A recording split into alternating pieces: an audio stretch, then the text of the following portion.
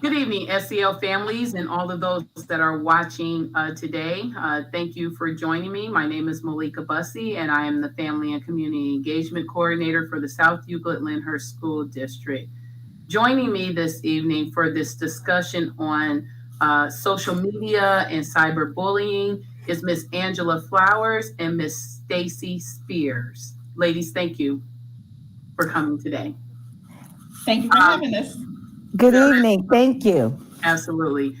Ms. Angela C. Flowers is a licensed independent social worker with the state of Ohio, a business owner, author, community activist, life coach, motivational speaker, grant writer, and program developer.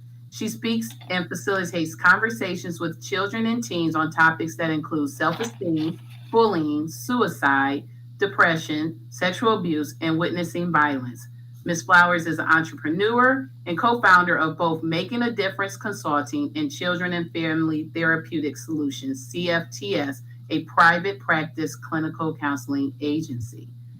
Ms. Stacy Spears has over 20 plus years of experience in the educational sector and specializes in focusing on equity, inclusion, and compassionate leadership. We are so thankful to have you both join us this evening for such an important conversation. So we're going to kind of just jump right into it because I want to spend most of our time really diving right into this whole idea of social media and cyberbullying. It is such an important topic. It's a topic that a lot of our parents are definitely concerned about and have questions about. So I'm looking forward to this time together and the conversation that we will have as we talk about social media and cyberbullying. So I'll just throw this first question out to you to kind of be a Q&A.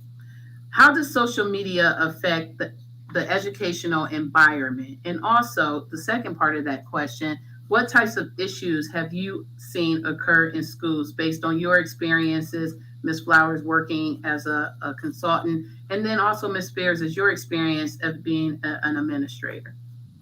So I would like to begin with the fact that social media has its place in the educational environment. It is something that the teachers use as a communication tool. We know that technology is the way of the world and it's just going to continue. The inappropriate pictures of each other, making inappropriate comments back and forth, arguing with each other on social media, creating fights or having fights to happen so that they could see who'll get the most likes, and making the videos in the bathrooms, on the playgrounds, even during the school day when they're not supposed to have their devices. We've seen where children have been afraid to come to school because of incidents or things that are occurring on social media and threats that are being made to one another. And it's so very different from the previous years when it wasn't as prevalent, where students, you had your own little small group of friends that if they got mad at you, then you had a problem maybe with 8 other people that knew you at your school. But now they solicit friends from all over the area, and I think out of state even, where people are just being cruel to one another, and not even having physical access to each other. But it's that mental abuse that is, and emotional abuse that is happening. I definitely agree.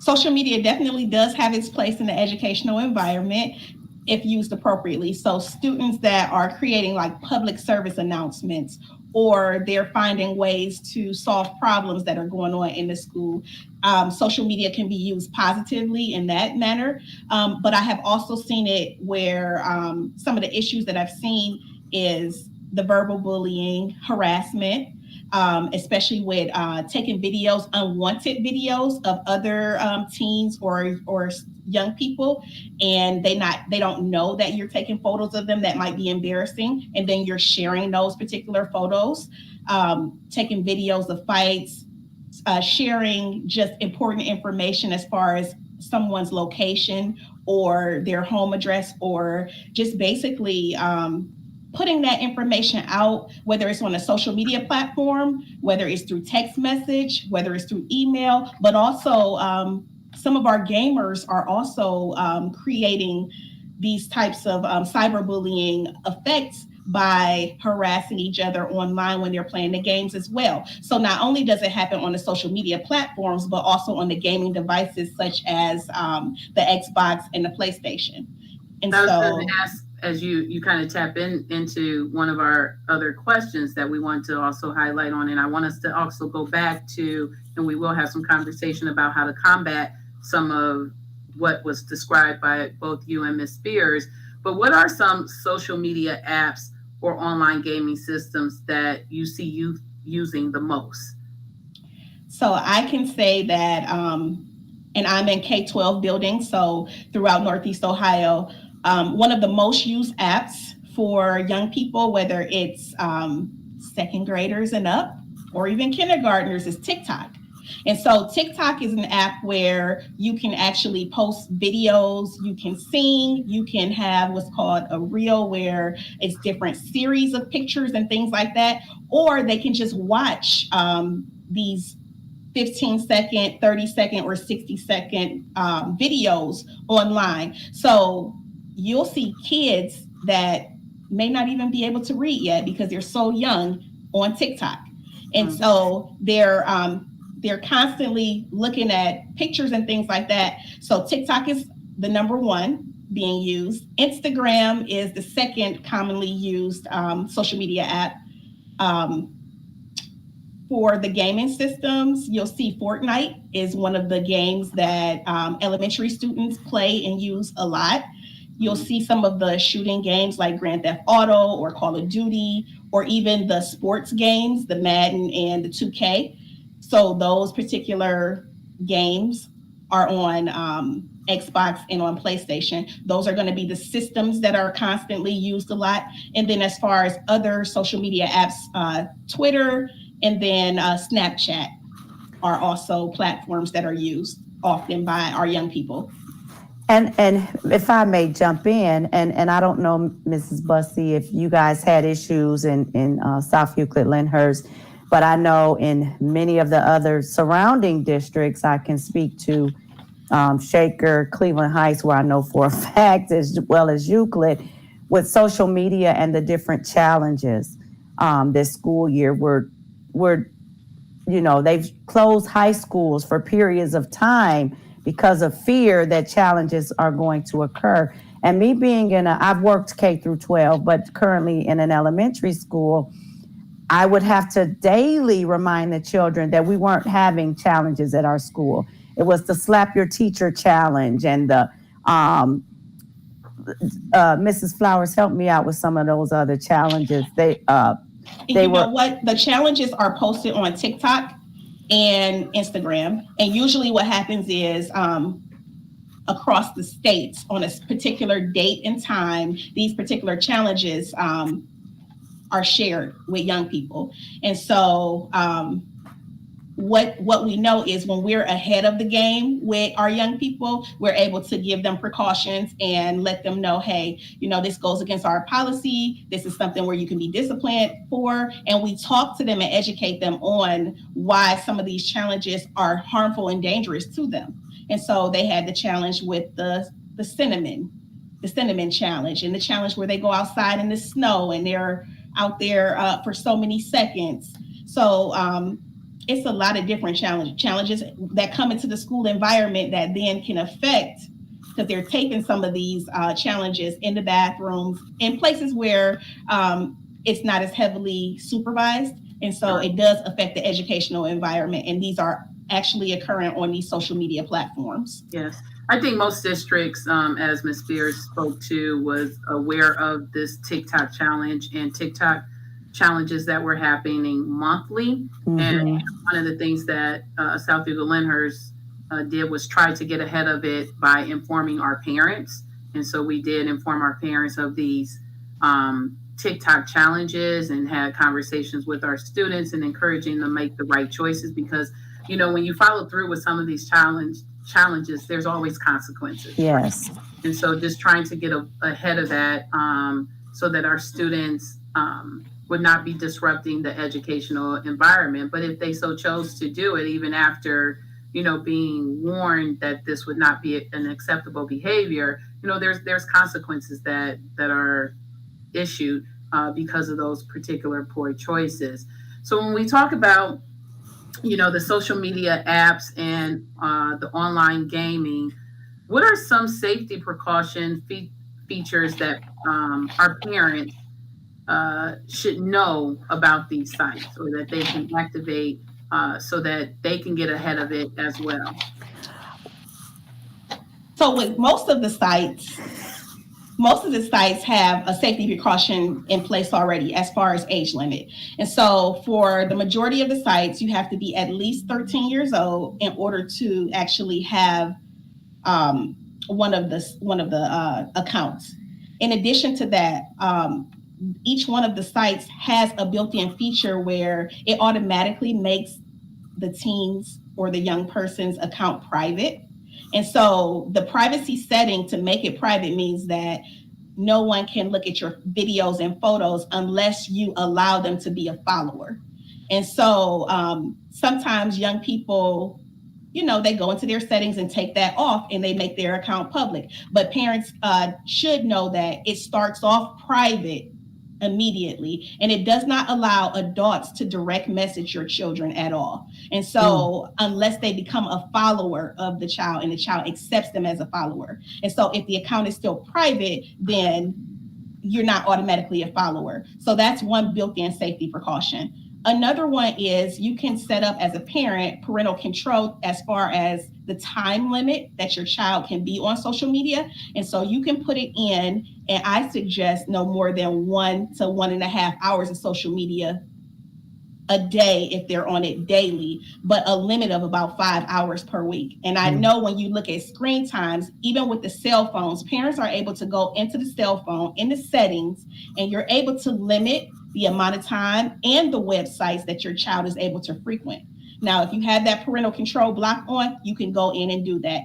Even with the gaming systems, there is a parental family management system on the Xbox as well as the PlayStation. You can go in, you can set limits as far as time limits, but you can also set limits as far as if it's PG-13 or not for the games that they're allowed to play.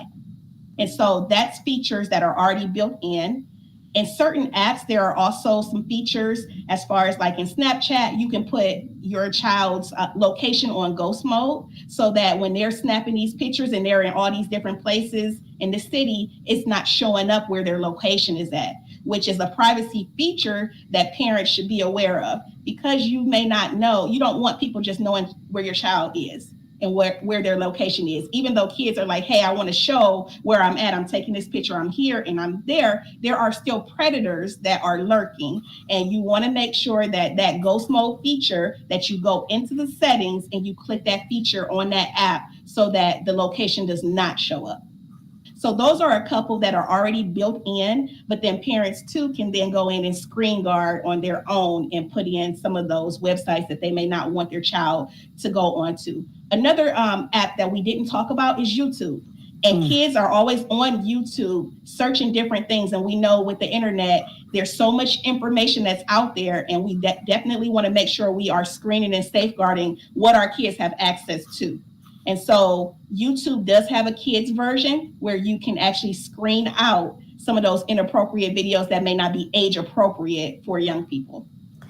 And I was go ahead, Ms. Spears. I was just going to add, along with all of the excellent information that Ms. Flowers just shared, parents, it is key that they're aware of what's out there. So attending events like this one that you have planned, Mrs. Bussey, just making sure that, because what I see a lot of is parents coming in after the child has posted inappropriate pictures or videos and them saying, I never knew that they had access to this, or I never heard of, this platform. And now I'm getting, I've found their phone and they have all this going on. And I've had young ladies, and again, I'm in an elementary school, so I have children as young as first grade. So we're talking 6 and 7 years old that are posting inappropriate pictures, watching just all types of inappropriate videos, and Googling all types of inappropriate things. And um, even some educational sites, I've seen some children experience or have some trauma because the parents felt like, well, they're watching history videos. Well, if if it's about history and it's a lot of blood and gore going on, and they're only in third grade, that's still not age appropriate just because you think that it might be educational. So I just, as a mom, as an educator, just making sure that people understand the importance of knowing what their child has access to. Yeah. That's where I was kind of going to go with that. As a parent, and I'm a parent, and anyone who's watched us before knows that I've spoken, that I'm a parent. I think we, as parents, we have to do our due diligence. We have to Yes. stay on top of it. And often our kids think that we're nagging them, but it really is for a safety purpose. There's obviously, as I spoke before, consequences associated for things that might go wrong. And so I appreciate you sharing, both of you, sharing some of those gaming sites so that, and social media apps that our parents can be aware of, and then some of those safeguards that are there for that particular purpose. You talk about predators, you talk about people seeking our children through social media is probably the number one way that they gain access, whether it be through video or through the Snapchats and things like that. And so for our parents that are out there listening, that are watching, please, please, please, go into your child's phone, see what apps that they have, see what safeguards you have, and even work with your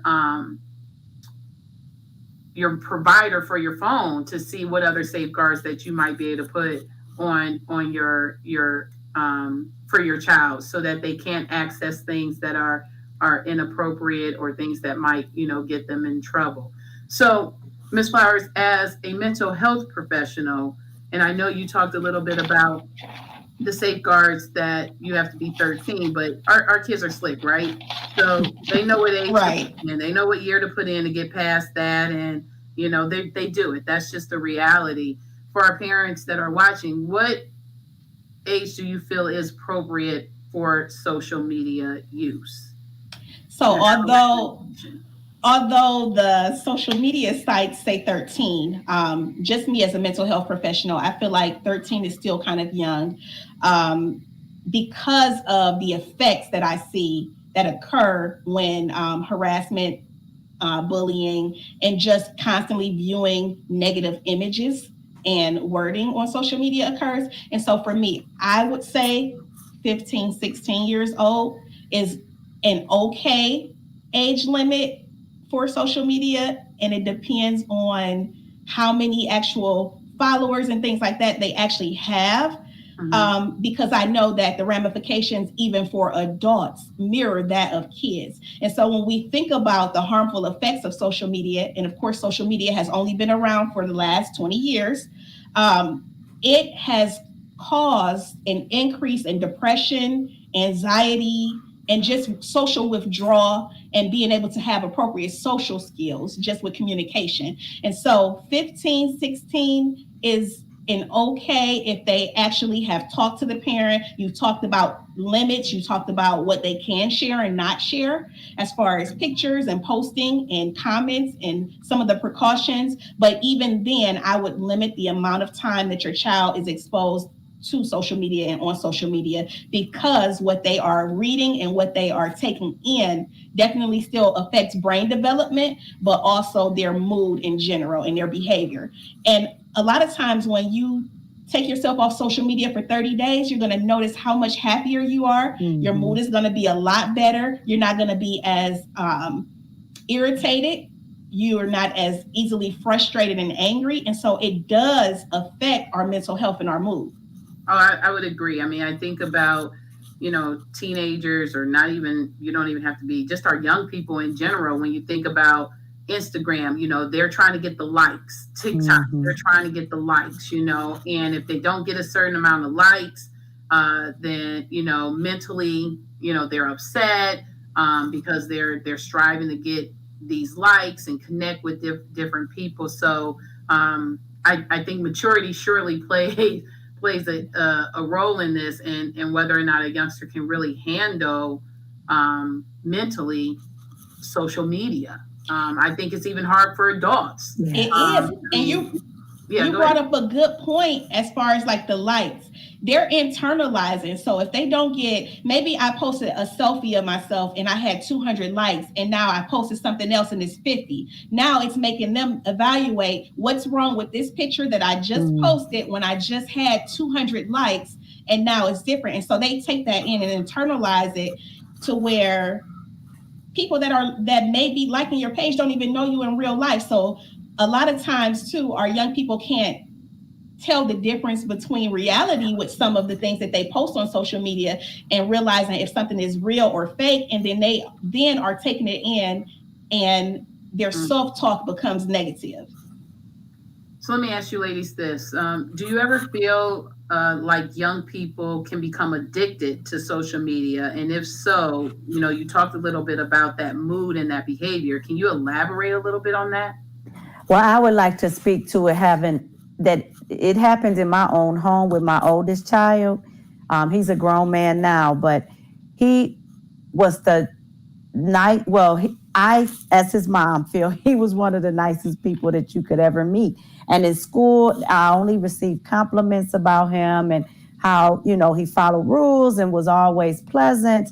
But on the weekends, when he would be on that game too much on his PlayStation, it was like Dr. Jekyll and Mr. Hyde. I didn't even know who he was. And he would get so riled up and he would yell at the game and the other people that were playing on the headset. And it would get so bad until he wouldn't come to the table to eat with us. And I would make him have to get off the game.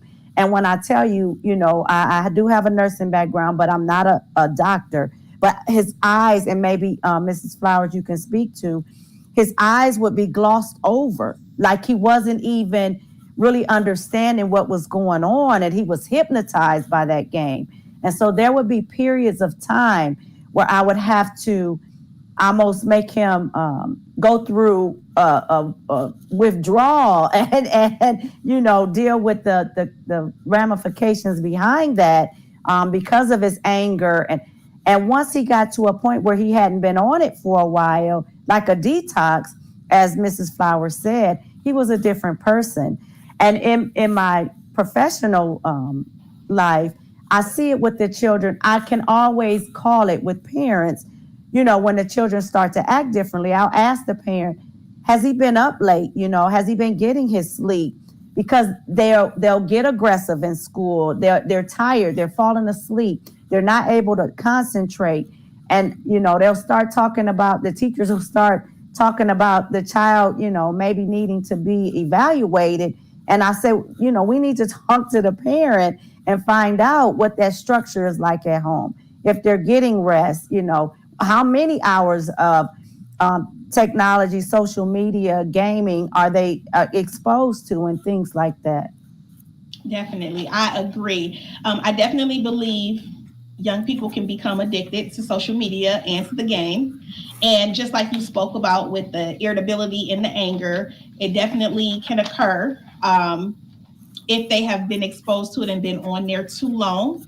But then also with the addiction too, you'll notice that if a phone is confiscated in the school environment or at home as part of a punishment, you will see the child's entire world shatter right before them, because they're so connected to social media. They're so connected to being on the game, because that's a piece of their social interaction, a big, huge piece of social interaction, that when it's taken away, they just feel like their whole world is just completely gone. Now, what am I going to do? I'm so bored. I need to connect. I need to be on this site, even if it means I'm just scrolling. And so the addiction turns into them focusing more on being on these social media platforms and just trying to connect, or looking at likes, pictures, things like that, versus the real world of reality of being in the real world and connecting in person. So that addiction definitely is real, and the withdrawal effects of it, you're going to see some irritability at first. But as a parent, we can put in those time restrictions and limits to say, hey, no gaming devices or no phone during school weeks. On the weekend, you can do that. Or you can put in the parental controls where you can say, hey, you only get an hour, hour and a half. That's the limit, and that's it. So that, yes, you don't get the gloss in the eyes, which definitely occurs when they've been on the game too long. But then also it starts to affect their vision, and it starts to affect other body parts. And we want to make sure that health wise, they're getting enough rest. We know our young people need 8 to 9 hours of sleep every day to be productive. And if they're not getting that rest, you're going to start to see the behavioral changes in the school environment. And most times the culprit is, I was scrolling on the phone, I was on social media, or I was playing the game too late and I stayed up too much. It's funny because I have a teenager, and I think that when the pandemic hit, I think there was increased usage of gaming. I speak from my own personal side. I mean, the families that know me, that watch and here in SEL know I'm pretty transparent, right? But I think that there was just that increase because that was a way for them to socialize. So that was a way, particularly on the gaming system, not so much on Instagram or so forth, maybe Snapchat for my children, but specifically that gaming for my son was a means to be able to communicate with his friends that he was not able to communicate with, that he was used to from, daily. And so I think that even us being at home has increased that. So I think it's hard. I'll speak for myself, hard to pull back because that became part of his everyday experience, and so even in my own home, we have conversations about time on that game because my son would stay on the game all day if I let him stay on the game, right? And so I think that has had an impact from that social standpoint. That was the means for our children to be able to socialize with their friends. The other thing that happens even with those gaming systems that parents have to really, really pay attention to is that when they're online gaming and they're not gaming with their friends, they're gaming with somebody in California, they're gaming with somebody in Georgia, just really paying attention to those conversations that our children are having with people that they do not know. And, that particular potentially can lead to other things. We've seen that. And so I think for our parents that are watching to really be tuning into the conversations that your child is having when they are gaming, because you will be able to distinguish, because I can clearly distinguish when my son is talking to his friends in gaming versus, as he says, random, where there's just a random person that he's just playing against, and what that conversation looks like. And so just and he's mature enough to manage that at this point, right? But still, even being mature, I still, listen in to those particular, conversations. So I encourage our parents to really pay attention to when their children are gaming or on social media, and if at all possible, trying to limit those opportunities. Yeah, with the gaming too. My son is 19 and he's a gamer, and that's what he does. Like, he plays the game. And so I'm always yelling up the stairs, like, what are you doing? Who are you talking to? Because you definitely can tell the difference when it's just random, like when they've been added to a game or they're just playing online because they want to play with someone and maybe the friends are not online. There's profanity, there's body shaming, there's just verbal explicits, it's all type of things. And then it's more so like, hey, just block the person or just get off the game. But they get so caught up in it that they get upset. They get upset because they want to finish the game. And it's just like, okay. And so as parents, just definitely knowing who they're connecting with, because sometimes too, there are things that may not just be profanity. It could be racial comments or slurs or just other types of things that your child is engaging in. And then eventually when they get mad enough, then they'll block the person. But just taking all of that in definitely still affects them and it gets them riled up. And so definitely having the conversation to say, hey, when you're playing the game, like, do you normally just play with your friends? And if so, like, is it a group of you guys, or are you playing with random people?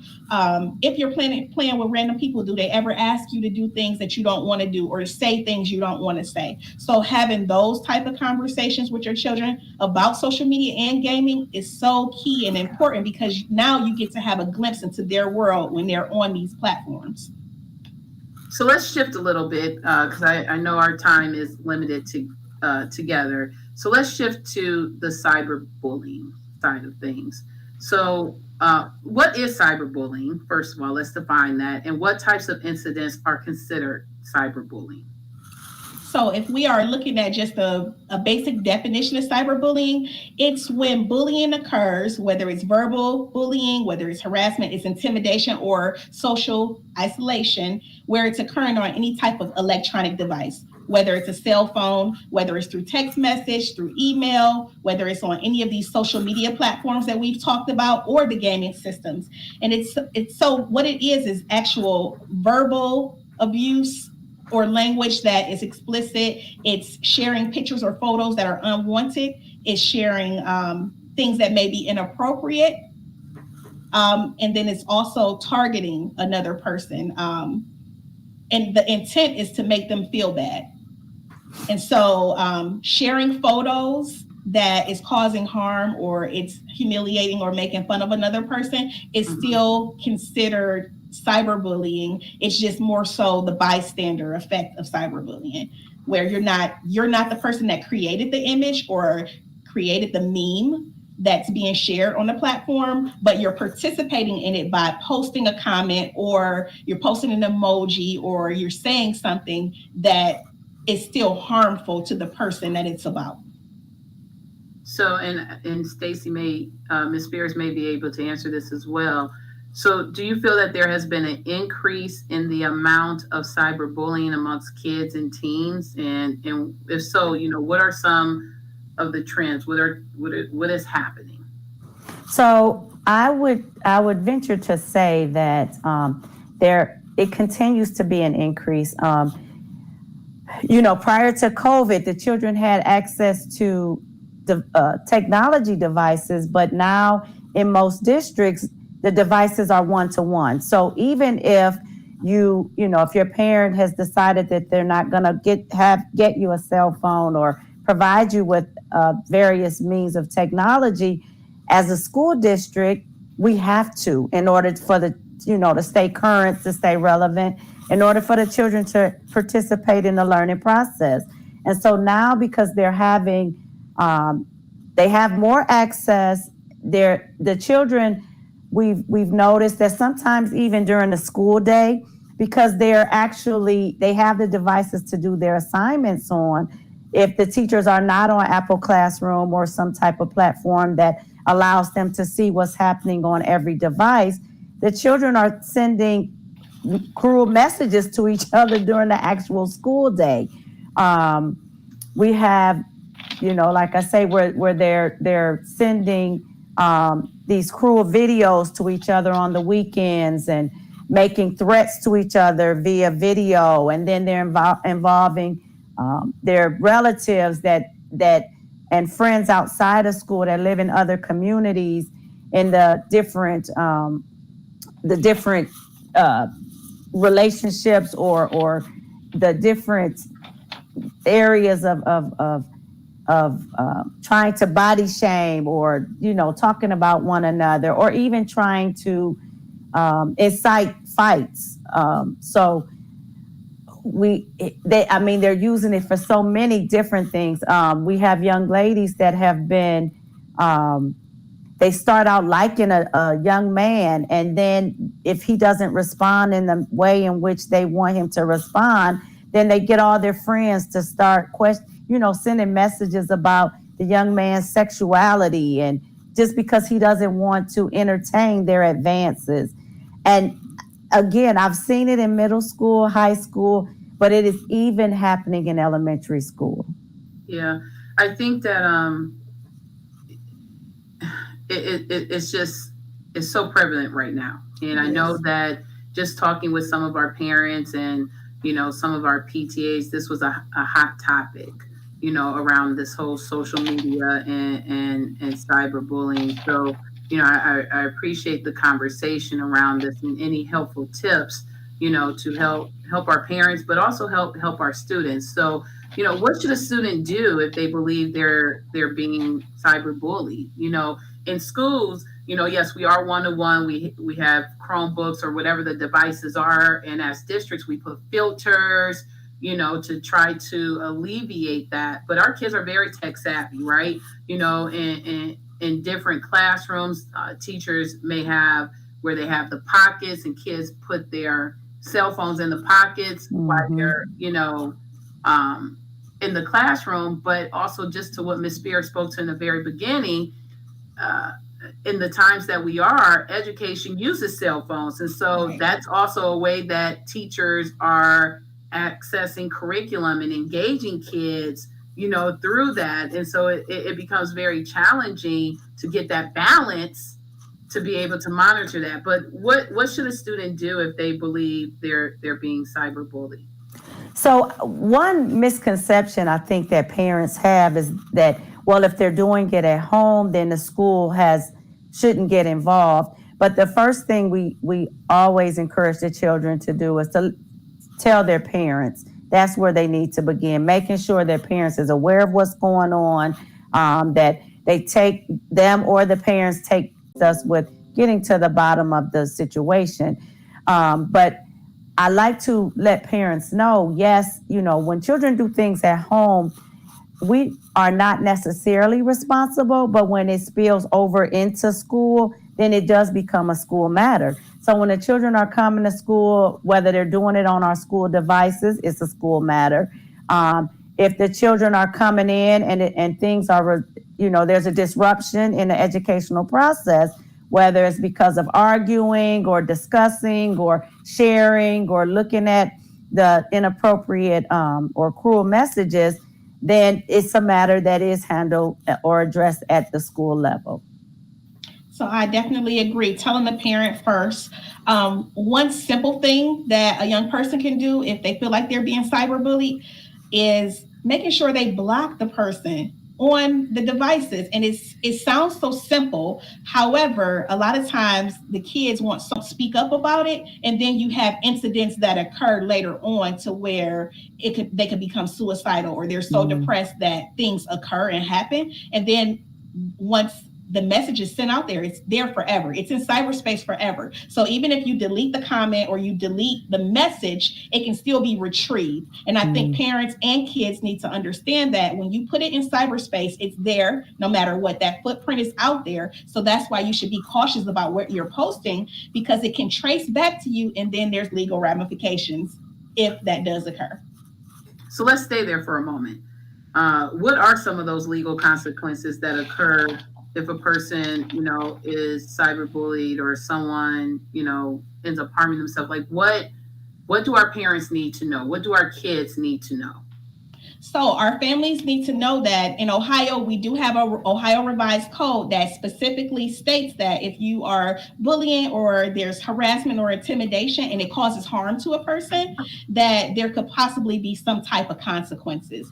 And it's up to law enforcement to determine like what those consequences are. But if it's a result where a child commits suicide because they are attacked online or bullied, then of course there's going to be some type of legal ramification if there's direct messages where someone is telling another person to harm themselves, or you're directly cruel enough and you're stating those type of things. It could be a felony charge, it could be misdemeanor charge, it could be fines that are set out. But there are telecommunication harassment laws in Ohio for those type of situations where it becomes severe.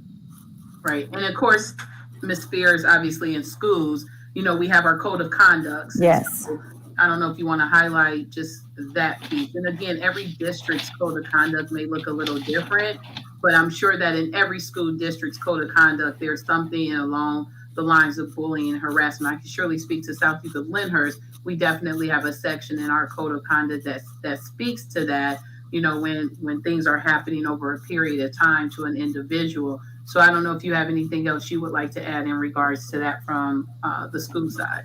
So absolutely, just that the consequences could be as lenient as like mediation, where we're trying to address it and progress all the way through expulsion from school up to 80 days. So it varies depending on the severity, the length of time, and the duration, and again, what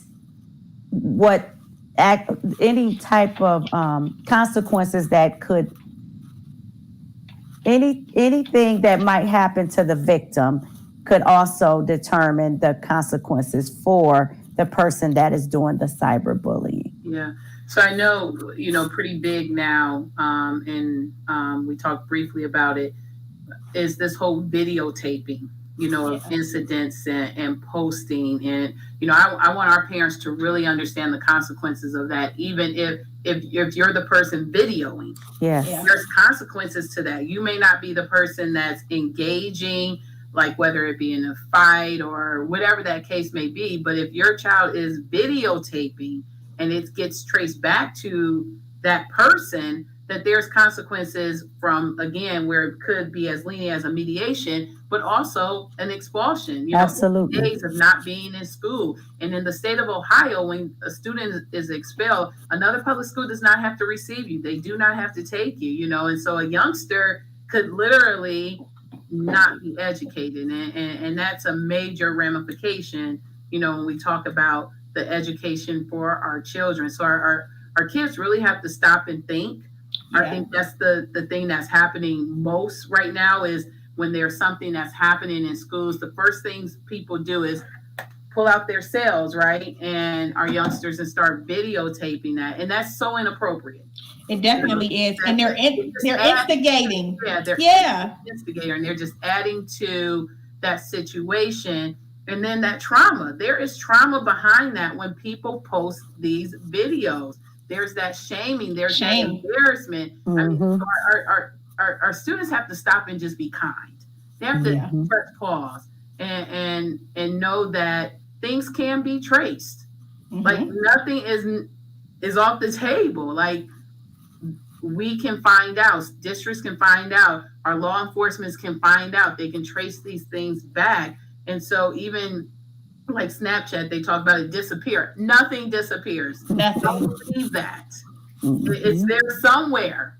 It might not be on your device no more, but it is somewhere in that cyberspace, right? And so, and when you post it too, realizing that young people can see, it's like a flag on Instagram and on Snapchat. You can see when someone copies your message. So even if you delete it, once it's copied, it's out there forever in cyber world. And so the digital footprint is still there. And so, yes, it's still traceable. It's still connected to your IP address that sends that signal out into the world of, hey, this was sent out during this time period. So it still can trace all the way back. Yeah, so true. So true. So in closing, are there some final thoughts, recommendations? I'm going to share my screen with everyone. I know that, let's see, bear with me as I get there. Some things that you just want to end with as we wrap up our session on social media and cyberbullying. Definitely. So making sure that as parents, we're safeguarding what our children are actually engaged in. So we definitely, if they're going to have these accounts, we're going through and we're putting those parental settings in the features where we're setting the time limit for them. We're installing the take a break feature, which means that if the child is on this social media platform for over an hour, the social media platform will then suggest that they take a break for 10, 20, or 30 minutes, and it won't allow them then to scroll. And then you're setting up the ghost mode if they actually have the Snapchat so that the privacy location is not seen. So that's just reiterating some things that we talked about earlier. There's also a delete bulk photos and comments feature that can help safeguard your children as well, because it helps them to manage their digital footprint. So maybe they posted something that they didn't want posted, and now they don't know how to take these comments down. They now have a feature that just started in December where you can go through and delete those comments and not even allow people to comment on your pictures and things like that as well. So that's going to be some parental safeguard tips that we want parents to know about. And I think that whole comment on pictures is key. Like that feature should be on everybody's, Instagram or phone, that people, can't comment, because once that harmful one comment comes out, it could just be detrimental. Definitely. And then some of the tips to maintaining a healthy balance with gaming and with social media: no more than 2 hours max per day. Only friending people that you actually know in real life.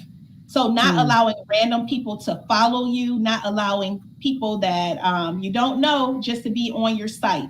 So for our young people, making sure it's only people you actually know in real life. Changing your passwords if you have multiple social media features, so you're not using the same password. If you use the same password and you've given that password out to a friend, someone can just log into your account, post something like it's you, and you're like, hey, that wasn't me, such and such has my password. Do not give your password out to anybody that is one of your friends or things like that, because you don't want someone going into your account and posting things on your behalf. Making sure you're not sharing personal information. So your address, your phone number, the school that you attend, that personal type of information. There could still be, if your setting is not private, people can still watch your page and see things like that. So you want that precaution in there. And then being cautious of spam accounts. Sometimes people create these fake accounts because they're trying to trick you. So they may steal someone else's pictures and their name, and it's really not the person that you thought you knew, but it's that spam account. And so you want to be cautious and maybe even ask some questions before you accept their follower request to see if it's really that particular person, especially if you knew you were following them already. And now you get this random request from a page that looks like them, but it's similar to their username, but now it's a whole different name. So that's something also that can maintain that balance. And then just remembering that once something is posted on social media, it's there forever, even if you delete it. All good tips for sure that our parents and our students should be aware of. So as we wrap up, again, I just want to thank you both for taking the time to talk about social media. And I know our time was quick and we could go on for hours. And I'm sure that many of our parents here in SEL that are watching may still have questions. To our parents, don't hesitate to email me. You know how to get in contact me here in the district. If you still have questions, I have no problem with connecting back with Ms. Flowers and Ms. Spears to have some dialogue and get those questions, specific questions that you may have answered. So I encourage you to reach out to me if you do have questions. But I do want to thank Ms. Flowers. I do want to thank Ms. Spears for taking the time to talk about this important topic. I hope that our families and our viewers that are watching found it to be enlightening and meaningful, and was able to take away a nugget or two in regards to things, not only for those for our parents, but also our students, and conversations that we can have with our youngsters as early as kindergartners. Yes. They're very tech savvy.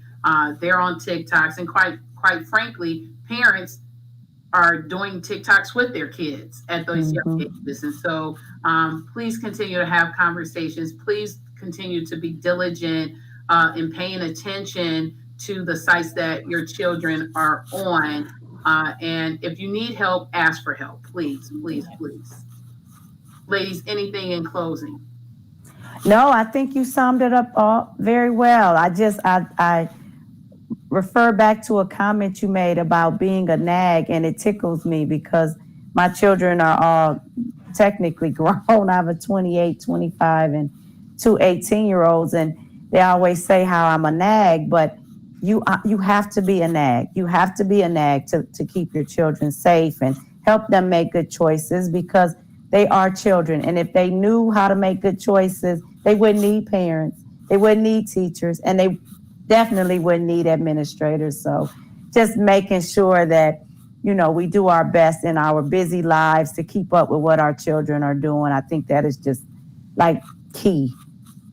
And Definitely. being that nag. And in closing, I just want to say technology can be a beautiful thing if it's used correctly. And just for our young people, especially our high schoolers that are going into the workforce, definitely pay attention to what you are posting, because you don't ever want something that you've posted online to prohibit you from being in the field that you want to be in your future. All right. Well, thank you, ladies, very much. That concludes our session here, and I wish everyone well and have a good evening. Thanks. Good evening. Thank you for having us. Good evening.